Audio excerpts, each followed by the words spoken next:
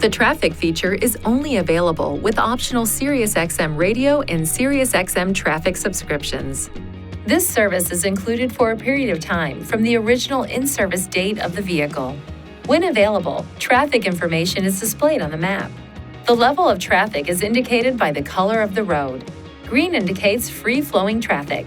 Yellow indicates moderate traffic. Red indicates heavy traffic. And orange and white stripes indicate a section of road seriously affected by a traffic event. Icons for a variety of traffic factors, such as accidents or road work, are also displayed on the map.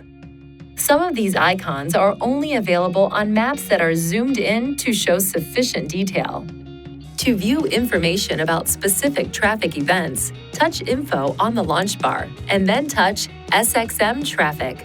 Next, you can choose to view traffic events along the set route or events that are near the current vehicle location. Touch an item on the list for additional details about the traffic event. There are various settings that can be adjusted for the traffic system. To adjust, touch Settings on the launch bar. Touch Navigation, then Traffic Info Settings. Touch an item to adjust the settings. Please see your Nissan Connect Owner's Manual for important safety information, system limitations, and additional operating and feature information.